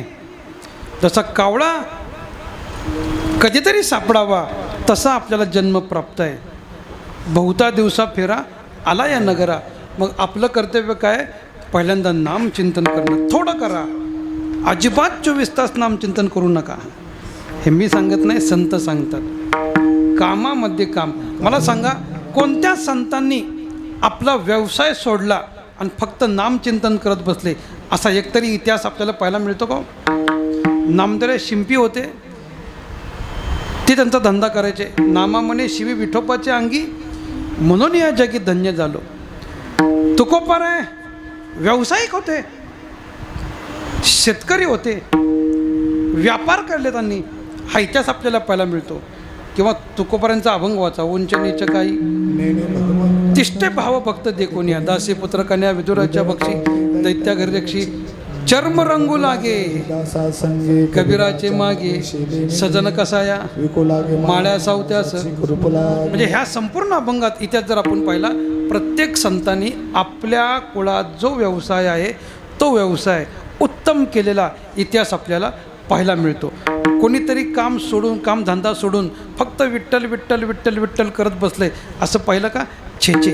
सावता महाराज म्हणतात, कांदा मुळा भाजी अवघी अवघे विठाबाई माझी, लसूण मिरची कोथिंबिरी अवघा झाला माझा हरी, मोठ नाडा विहीर दोरी अवघी व्यापेली पंढरी. सावता म्हणे केला मळा, विठ्ठला पायी गोविला गोळा. मला ह्या वासनेचा म्हणजे सर्वस्वाचा त्याग करून नामचिंतन करण्याकरता वनात गेला असताना वनी वनिता चिंतू लागे असं एक प्रमाण आपल्याला पाहायला मिळतं. बैसता कपाटी वगैरे बरेच प्रमाण आपल्याला पाहायला मिळतात. ते शक्य नाही आणि ते संतांना मान्यही नाही. काय सांगू आता, आठवलं माझा टाईम संपून गेला आहे, पण आता एक गोष्ट सांगून मी सेवा आटपतो. नारद हे देवाचं नामचिंतन किती वेळा करायचे हो दिवसातून? किती वेळा करायचे? 24 तास नामचिंतन करायचे, बरोबर. अखंड नामचिंतन करायचे. नारदांना वाटलं देवाचा सगळ्या भक्तामध्ये आवडता भक्त कोण असेल? नारदांना वाटलं मीच असला पाहिजेत. का? तिथं 24 तास नामचिंतन करतो ना, 1 सेकंद वाया जाऊन देत नाही मी. शेवटी नारदांनी विचारलं, देवा खरं सांगा तुमचा सर्वात आवडता भक्त कोण? देवाने नारदाकडे पाहिलं आणि देवाला जाणवलं की नारद अहंकारानं फुगलेला आहे. नारदाला परीक्षा नारदाला अद्दल घडवली पाहिजेत. म्हणून देव म्हणतात, नारदा खरं सांगू माझा सर्वात आवडता भक्त म्हणले अमक्या अमक्या गावामध्ये एक शेतकरी आहे म्हणले. कोण आहे? शेतकरी आहे आणि तो माझा सगळ्यात आवडता भक्त आहे. नारदाचा फुगाच फुटला बुवा एकदम. हां, तो आवडता आहे म्हणजे नारदांना वाटलं कदाचित तो माझ्यापेक्षा जास्त नामचिंतन करत असेल. म्हणून नारद त्या शेतकऱ्याचा टाईम टेबल बघतात. टाईम टेबल म्हणजे दिनचर्या, सकाळी उठल्यापासून संध्याकाळी झोपेपर्यंत किती नामचिंतन करतो. आणि हे बघितलं असताना आता शेतकरी काय करणार हो? सकाळी उठणार, आंघोळ वगैरे करणार, कपाळाला गंध लावणार, आपली बैलं घेणार, शेतात जाणार, दिवसभर शेतामध्ये काम करणार, संध्याकाळी घरी येणार, हातपाय धुणार, घरात जे काही केलेलं असेल ते खाणार आणि संध्याकाळी झोपण्याकरता घोंगडं टाकल्यानंतर त्या घोंगड्यावरती बसून फक्त 10 मिनटं काय करायचा? देवाचं नामचिंतन करायचा, ध्यान करायचा आणि झोपून जायचा. नारदांना वाटलं अरे मी 24 तास नामचिंतन करतो आणि हा शेतकरी फक्त 10 मिनटं, तरी हा देवाला प्रिय आहे. काय देवाचा न्याय आहे म्हणले. राग आला नारदांना. आले नारद देवापाशी. देवाला म्हणले, देवा काय तुम्ही असं केलं म्हणले. काय झालं? अहो मी 24 तास तुमचं नामचिंतन करतो आणि हा शेतकरी जो तुम्हाला आवडतो ना तो फक्त 10 मिनटं का असं देवा? माझं उत्तर द्या. देव म्हणले, नारदा काम कर म्हणले. मला म्हणले आत्ताच भगवान शंकराचा फोन आलता म्हणले. देव काय म्हणतात? भगवान शंकराचा आत्ताच फोन आलता. काय नाही म्हणले, कैलास पर्वतावरती त्यांना दुधाची अत्यंत गरज आहे आणि वाटीभर दूध त्यांनी मागितले. एवढं नेऊन दे म्हणले, कोणच नाही माझ्यापाशी, आणि मग तुला सांगतो तुझ्या प्रश्नाचं उत्तर देतो. असं काय हरकत नाही, एवढीच वाटी द्यायची नाही हो, पण लक्षात ठेव ही वाटी वैकुंठातून कैलासाला घेऊन जात असताना ह्या वाटीतल्या दुधाचा एकही थेंब खाली पडला नाही पाहिजे, आणि जर खाली पडला तर गाठ माझ्याशी आहे, लक्षात ठेव. नारद म्हणले काय हरकत नाही. ती वाटी घेतली. नारद हळू निघाले. एकही टेम त्या वाटीतला खाली पडू दिला नाही. इतकं अलगद चालले. भगवान शंकराला वाटी दिली. नारद परत आले. पुन्हा विचारलं, देवा सांगा तो शेतकरी तुम्हाला का आवडतो आणि मी का आवडत नाही? त्यावेळेस नारदांना विचारलं, नारदा माझं काम केलं? म्हणले हो केलं. वाटीतलं दूध सांडलं? देवा कसं सांडणार? नाही सांडून दिलं. बरं मग मला एवढं सांग, वैकुंठातून कैलासापर्यंत जाईपर्यंत माझं नामचिंतन किती वेळा केलं म्हणले? काय म्हणतात देव? हिथून तिथं जाईपर्यंत माझं नामचिंतन किती वेळा केलंस? नारद म्हणले, देवा अरे तुम्हाला काय वाटतं का नाही? कसं करणार? म्हणलं का? माझं सगळं लक्ष कुठं लागलं? दुधाकडं लागलं. मग माझं हातून नामचिंतन कसं होईल? माझं लक्ष तिकडं गेलं, त्यामुळं माझ्या हातून नामचिंतन झालं नाही. देवानं नारदाचा कान धरला. म्हणजे नारदा तुला एक काम सांगितलं तर तू मला विसरलास. तुला एक काम सांगितलं तर तू मला विसरलास. त्या शेतकऱ्याला दिवसभर काम आहेत, त्यानं काम बंद केलं तरच काम बंद होतं आहे. एवढे कामं असून सुद्धा न विसरता 10 मिनटं का होईना तो माझं काय करतो, नामचिंतन करतो आणि तेच मला प्रिय आहे. तुम्ही काय करता ते चांगलं करा. कामामध्ये काम, अरे काम करा, कर्म करा आणि कर्म करता करता करता करता जो नामचिंतन करतो ना तोच भक्त देवाचा अत्यंत प्रिय आहे.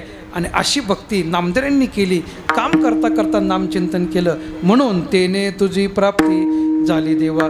दुसऱ्या चरणामध्ये म्हणतात भक्ती प्रेम सुख देवोनी चक्रपाणी. हे चक्रपाणी मला काय दे, भक्ती प्रेम सुख प्राप्त करून दे. जीवनामध्ये माणसाच्या प्रेम पाहिजे. प्रेम जर नसेल तर ते जीवन व्यर्थ आहे. नाथ महाराज सांगतात प्रेम सुख देई प्रेमाविना नाही समाधान. प्रेम पाहिजे. ते प्रेम कसं असलं पाहिजे, निस्सीम प्रेम असलं पाहिजे. आणि निस्सीम प्रेम असलं देवाच्या विषयी. प्रेमाचा प्रकार सांगत असताना नारद महाराज भक्तिसूत्रामध्ये सांगतात सातू अस्मिन परम प्रेमरूपा यल्लब्ध्वा अमृतो भवती तृप्तो भवती मत्तो भवती वगैरे. पुढची अवस्था बरीच आहे. एकच तुम्हाला सांगतो, नामचिंतन करत असताना, थोडं नामचिंतन करत असताना त्या नामचिंतनामध्ये हरवून जा. काय केलं पाहिजे, आपण स्वतःला विसरून गेलो पाहिजेत. असो ऐसा कोठे आठवची नाही तेहीची विदेही भोगुदशा. नामचिंतन करता करता इतकं तल्लीन व्हा स्वतःचा विसर पडला पाहिजेत. ज्या निमित्तानं आपण हा उत्सव आपल्या गावामध्ये गेल्या 75 वर्षापासून करताय, मारुतीरायाच्या जन्मानिमित्त, बरोबर ना. त्या मारुतीरायांचा थोडका इतिहास पहा. सगळा इतिहास तुम्ही सकाळी ऐकला असेल, पण मारुतीराय नामचिंतनामध्ये किती दंग व्हायचे. काय झालं, प्रसंग असा घडला, राम श्रेष्ठ का रामाचं नाव श्रेष्ठ हा वाद झाला. काय झाला, राम श्रेष्ठ आहे का नाव श्रेष्ठ आहे, कोण श्रेष्ठ आहे सांगा बरं. का राम नाही, राम श्रेष्ठ का नाव श्रेष्ठ. दोन गट पडले.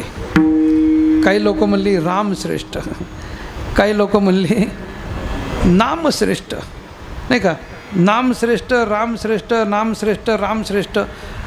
प्रसंग असा आहे की ज्यावेळेस लंकेला पूल बांधू लागले, दगडाचा पूल, त्या दगडावरती काय लिहायचे हो, राम लिहायचे. आणि मग तो दगड पाण्यात टाकल्यावर काय व्हायचा, तरंगायचा, नाही का. उदकी तारिले पाषाण हे महिमान नामाचे. याचा प्रसंग असा घडला, रामानं बघितलं काय माझ्या नावात ताकद आहे. काही काही लोकांच्या नावावरती कामं होतात बुवा, होतात का नाही. एखाद्याचं नाव सांगितलं की लगेच आपल्याला जागा मिळते, लगेच आपलं काम होतं. नावात ताकद असते, नावात तसं पॉवर असते. तसं रामाला वाटलं काय माझं नाव आहे, दगड तरतात. कुणाला आश्चर्य वाटलं, रामाला आश्चर्य वाटलं. प्रभू रामचंद्र त्या कामापासून थोडं लांब गेले. रामाला वाटलं काय ताकद आहे बघू तर म्हणले. म्हणून रामानं समुद्राच्या काठावरती लांब गेले, जिथं कोणीच नव्हतं अशा ठिकाणी. तिथला एक दगड उचलला, छोटा दगड. तो दगड पाण्यात टाकला. कुणी, रामानं टाकला. दगड टाकल्याबरोबर बुडला, तो वर आलाच नाही परत. रामानं बघितलं बाप रे, हा खालीच गेला दगड. रामाला वाटलं पहिला गेला म्हणजे दुसरा टाकून बघू म्हणले. हळूच इकडे बघितलं कोणी नाही ना. दगड उचलला, पुन्हा पाण्यात टाकला, पुन्हा बुडला. पुन्हा शेवटचा प्रयत्न करू म्हणले. तिसरा दगड उचलला, पाण्यात टाकला, तो बुडला. आणि तो बुडल्यानंतर आम्हाला वाटलं आपल्याला कोणी बघितलं तर नाही ना. पुन्हा असं बघताना मागं हनुमंतरायांनी टाळ्या वाजवल्या. अशा टाळ्या वाजवल्या की रामराज दचकले. म्हणजे मारुतीराया, आणि तू कधी आला, तू कधी आला म्हटल्याबरोबर मारुतीराय म्हणले देवा तुम्ही जेव्हा पहिला दगड सोडला ना तेव्हाच आलो म्हणले मी. हा म्हणजे तू सगळं बघितलं म्हणले, हो बघितलं. मग तुला ह्यातनं काय कळलं. मारुतीराय म्हणतात प्रभू ज्याला तुम्ही सोडलं तो कधी तरल का हो. ज्याला देवानं सोडलं तो कधी तरल का, आणि ज्याच्यावर देवाच्या नावाचा शिक्का पडला तो कधी बुडल का म्हणले. तुम्ही सोडलं तो तरणार नाही, पण तुमच्या नावाचा शिक्का ज्याच्यावर आहे तो कधी बुडणार नाही म्हणले. हे आम्हाला माहीत आहे, हे तुमच्या नामाची पावर आहे. आणि असाच प्रसंग झाला असताना नामश्रेष्ठ हे त्याचा शिक्का मारून दाखवायचा, म्हणजे प्रूफ करून दाखवायचं, हे नारदांकडे जबाबदारी लागली. नारद म्हणले काय हरकत नाही, मी तुम्हाला खरंच करून दाखवतो, रामश्रेष्ठ का नामश्रेष्ठ. आणि मग एक दिवशी मारुतीरायांना सांगितलं, मारुतीराया तुम्ही रामाच्या दरबारात गेल्यानंतर तुमचा पहिला नेम काय? काय नाही म्हणले, राम दरबारात गेल्यानंतर सगळ्यांच्या पाया पडायचं आणि मग आपल्या जागेवर जाऊन बसायचं. सगळ्यांच्या म्हणजे कोणाच्या? रामाच्या, सीतामाईच्या, लक्ष्मणाच्या, भरताच्या, शत्रुघ्नाच्या, वशिष्ठाच्या, विश्वामित्राच्या, सगळ्याच्या पाया पडतो आणि माझ्या जागेवर जाऊन बसतो. असं एक काम करा. म्हणजे काय करा? उदयचरा दरबारामध्ये गेल्यानंतर विश्वामित्राच्या पाया पडायचं नाही, आपल्या जागेवर जाऊन बसायचं. मारुतीराय म्हणले देवा काय बोलताय नारदा? अहो विश्वामित्र माझ्या रामाचे श्रीगुरू आहेत आणि त्यांच्या पाया पडायचं नाही? म्हणजे हो नाही पडायचं. आणि जर अहो ते आधीच भडकतंय विश्वामित्र, क्षणात माझी राग करून टाकतील. मी सांगतो ना नाही पडायचं म्हणले पाया उद्या. आणि जर काय झालं तर मी आहे की म्हणले, तुम्ही काय काळजी करता? लोक लय सांगणारे असतात, तू जा मी आहे नाही का. तसं मारुतीने म्हणले बघा बरं, अरे मी आहे ना, जा. ठीक आहे म्हणले. मारुतीराय आले, सगळ्यांच्या पाया पडले, विश्वामित्राच्या पायाच पडले नाहीत, डायरेक्ट जाऊन आपल्या जागेवर बसले. विश्वामित्राला काही वाटलं नाही, लक्षात नव्हतं ना, काही वाटलं नाही. आणि त्या सभेत मारुतीराय असं बसून प्रभूचं नामचिंतन करा, नामचिंतन करता करता देहाचा विसर पडू द्या आणि तसं नामचिंतन करा, तुम्हाला काही सुद्धा होणार नाही. अरे बाबा तो बाण रामाचा आहे रे, कोणा सामान्याचा नाही. व्यवहारामध्ये लोक काय म्हणतात? रामबाण. रामबाण म्हणजे एकदा का सुटला की काम केल्याशिवाय परत माघारी येत नाही, त्याला काय म्हणतात? रामबाण. आता रामबाण औषध असतं गुडघादुखीवर नाही का.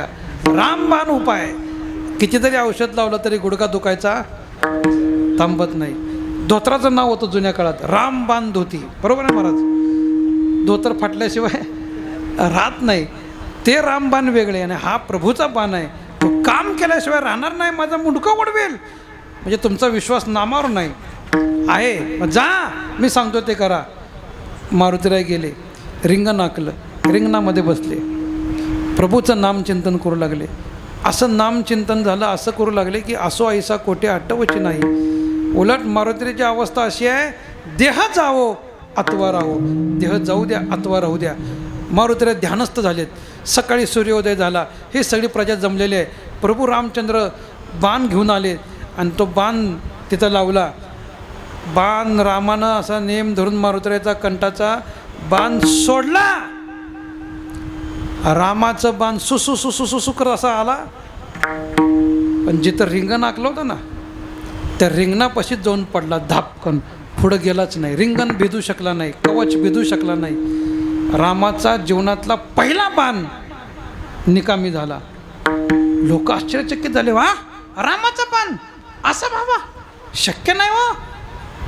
काही लोक म्हणले रामाच्या मनातच नाही म्हणले मारुतीरायला मारायचं. कसं माराल म्हणले? प्रभूची सीतामाईची भेट कोणी घडवली? त्यांना घडवली, आणि त्याला कसं मारतील? जीव की प्राण आहे म्हणले. लोकांच्या मनामध्ये अशा भावना निर्माण झाल्या. नारद तिथं होते. नारदांनी विश्वामित्राचे कान परत फुकले. बघा बघा बघा विश्वामित्रा, प्रभूच्या मनात नाही म्हणले त्या मारुतीरायला मारायचं. एका बाणात काम व्हायला पाहिजेत. 2-2, 3-3 बाण झाले तरी मरण म्हणले. ह्याचा अर्थ प्रभूला मारायची इच्छा नाही आहे. विश्वामित्र चिडले आणि काढा म्हणले ब्रह्मास्त्र, सोडा म्हणले याच्यावरती. प्रभूने ब्रह्मास्त्र काढण्यासाठी बाण सज्ज केला आणि मग नारद गेले तिथं. नारदाने प्रभूला अडवलं, विश्वामित्राला शांत केलं आणि सांगितलं तुम्ही ब्रह्मास्त्र काय, त्याच्यापेक्षा कोणतंही मोठं अस्त्र असू द्या, ते जरी सोडलं मारुतीरायच्या अंगावर तरीसुद्धा मारुतीरायला त्या अस्त्रापासून काही होणार नाही. उलट तुमचा बाण वाया जाईल, तुमचं नाव खराब होईल, पण मारुतीरायला काय होणार नाही. का होणार नाही? चला म्हणले दाखवतो. आणि जिथं रिंगण आखलं होतं ना तिथं मारुतीराय घेऊन गेले रामाला, विश्वामित्राला आणि अयोध्येच्या काही लोकांना आणि सांगितलं प्रभूच्या नामचिंतनाचं कवच जोपर्यंत मारुतीरायांच्या बरोबर फिरतंय तोपर्यंत बाण काय रामाने जरी मारायचा प्रयत्न केला तरी प्रभूच्या हातून मारुतीराय मरणार नाहीत. का नाही मरणार तर दास्यत्व निकट हनुमंते केले मनोनी देखील रामचरण. प्रभूच्या नामचिंतनाचा अखंड ओघ त्यांच्या ठिकाणी आहे आणि ते अमृत रसपान रामनामाचं सतत करतायत म्हणून त्यांना काही होणार नाही. असं जे अमृत रसपान आहे नामचिंतनाचं ते थोडं नामचिंतन करून आपल्या जीवनामध्ये प्राप्त करून घ्या. आणि कुणाला प्राप्त होतं तर दासाला प्राप्त होतं. म्हणून शेवटी नामदेव म्हणतात नामा म्हणे आम्ही पायी का फुकाचे, नामा म्हणे आम्ही पायी का फुकाचे, नामा म्हणे आम्ही पायी का फुकाचे, नामा म्हणे आम्ही पायी का फुकाचे. तारक नामाचे तुझे देवा, तारक नामाचे तुझे देवा, भक्ती प्रेम सुख देऊनी चक्रपाणी, भक्ती प्रेम सुख देऊनी चक्रपाणी. तारक नामाचे तुझे देवा, तारक नामाचे तुझे देवा, भक्ती सुख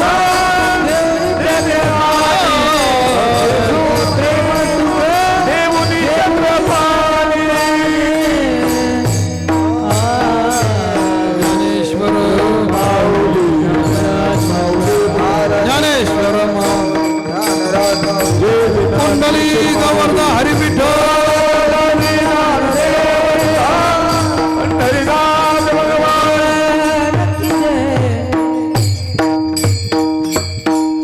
नामा म्हणे आम्ही पायिक फुकाचे, धारक नामाचे तुझे देवा. शेवटी नामदेव म्हणतात आम्ही नामाचे धारक, नेनो प्रकार अनेक, आम्ही नामधारक आहोत, दास आहोत. दास दास म्हणजे काय हो? दास म्हणजे नोकर, दास म्हणजे गडी असाच अर्थ होतो ना. काय आहे मराठी भाषा आपली अशी संपन्नता आहे. त्या मराठी भाषेमध्ये एका शब्दाचे समानार्थी अनेक शब्द आपल्याला सापडतात आणि हे वैभव फक्त मराठी भाषेमध्ये, इतर भाषेमध्ये आपल्याला सापडणार नाही. फक्त मराठी भाषा अशी जशी दिसायला सोपी दिसते तितकी ती सोपी नाही. काय मराठी बोलणं वेगळं आणि मराठी कळणं वेगळं. मराठी आपण सहज बोलतो पण आपल्याला मराठी कळते म्हणून बोलतो का? व्याकरणदृष्ट्या जर विचार केला तर असं शास्त्र असं सांगतं की योग्य ठिकाणी योग्य वेळी योग्य शब्दाचा अर्थ ज्याला कळतो मराठीचा त्यालाच मराठी कळते. अन्यथा मराठी बोलणं सोपं आहे, कळणं कठीण आहे. काय आहे परवा एक वाक्य वाचलं तेवढं मला सांगा आणि मी कीर्तन सेवा आटपतो. वाक्य असं आहे त्यातला फक्त कर्ता कोण आहे एवढं मला सांगायचं. वाक्य काय? भांडी घासून झाल्यावर, काय वाक्य? भांडी घासून झाल्यावर बायकोनं नवऱ्याला चहा दिला. काय वाक्य आहे? भांडी घासून झाल्यावर बायकोनं नवऱ्याला चहा दिला. ह्यात फक्त भांडी कोणी घासली एवढं सांगा.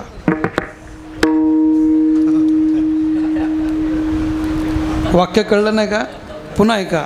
भांडी घासून झाल्यावर बायकोनं नवऱ्याला चहा दिला. ह्यामध्ये भांडी कोणी घासली, करता कोण एवढं सांगा. अनुभव सांगू नका. भांडी घासून झाल्यावर बायकोनं नवऱ्याला चहा दिला. काही लोक अर्थ असा लावतात आत्ता ऐकल्याप्रमाणे. बायकोला चहा मागितल्यावर बायको म्हणते अय भांड्याचा टिकाला संपत नाही तोपर्यंत असंच ना, असाच अर्थ आहे का? अहो असा कशाला लावता, थोडा वेगळा करा ना. आपण गेल्यानंतर चहा मागितल्यानंतर बायको म्हणते 2 मिनटं थांबा, एवढी भांडी घासून होऊ द्या मग चहा देते. बरोबर ना? लोक काय म्हणतात भांडी घासून झाल्या बायकोनं नवऱ्याला चहा दिला म्हणजे बायकोनं दम दिला असा अर्थ लावतात लोक. तसं नाही आहे. बायको प्रेमळ आहे हो. ती म्हणते अहो 2 मिनटं थांबा, एवढी भांडी होऊ द्या, मग तुम्हाला काय देते, चहा देते. हे मराठी जसं कळत नाही ना, पटकन करता कोण, अनुभव सांगणं वेगळं आणि करता सांगणं वेगळं. तसं योग्य वेळी योग्य शब्दाचा अर्थ ज्याला कळतो, ज्याला लावता येतो त्यालाच मराठी कळतं, अन्यथा अत्यंत कठीण आहे. दास हा शब्द जरी वापरला असला तरी दास शब्दाचे अनेक अर्थ आहेत. दास म्हणजे सेवक, दास म्हणजे नोकर, दास म्हणजे गडी चाकर, असे समानार्थी शब्द आपल्याला पाहायला मिळतात. पण दास म्हणजे नक्की काय, तर दास म्हणजे असा आहे की भगवंताला सर्वस्व समर्पण करणं, याला दास म्हणतात. दासाला स्वतंत्रता नसते, दासाला स्वतंत्रता नसते. आमचे विठ्ठलबाबा घोले नेहमी सांगायचं, माणसाचं दास्यत्व करू नये. माणसानं म्हणजे जीवाचं दास्यत्व करू नका. जर दास्यत्व करायचा प्रसंगच आला तर एकतर देवाचं दास्यत्व करा अथवा देवमान्य संतांचं दास्यत्व करा, अन्यथा माणसाचं दास्यत्व करण्यामध्ये काही अर्थ नाही. आणि म्हणून आम्ही दास आहोत. कोणाचे? धन्य आम्ही जन्मालो, किंवा आम्ही दैवाचे दास पंढरीरायाचे. असं दास्यत्व, पांडुरंगाचं दास्यत्व स्वीकारा, संतांचं दास्यत्व स्वीकारा, आपल्या मालकाचं दास्यत्व म्हणजे नवऱ्याचं दास्यत्व स्वीकारा आणि आपलं जीवन धन्य करून घ्या. याच्याशिवाय दुसरं पर्याय आपल्या जीवनामध्ये नाही. आज या सप्त्याला 75 वर्ष पूर्ण होत आहेत, म्हणजे अमृत महोत्सवी वर्ष आहे. काय हिरक महोत्सवी वर्ष. आणि हिरक महोत्सवी वर्षामध्ये आपला सप्ताह आज झालेला आहे, पदार्पण झालेलं आहे. उद्याच्याला याचा काल आहे. गेल्या 75 वर्षापूर्वी आपल्या वाडवडिलांनी हरिभक्तीचं छोटंसं रोप आपल्या इथं लावलं, म्हणजे आमचे गोविंद बाबा, बरोबर, गोविंद बाबा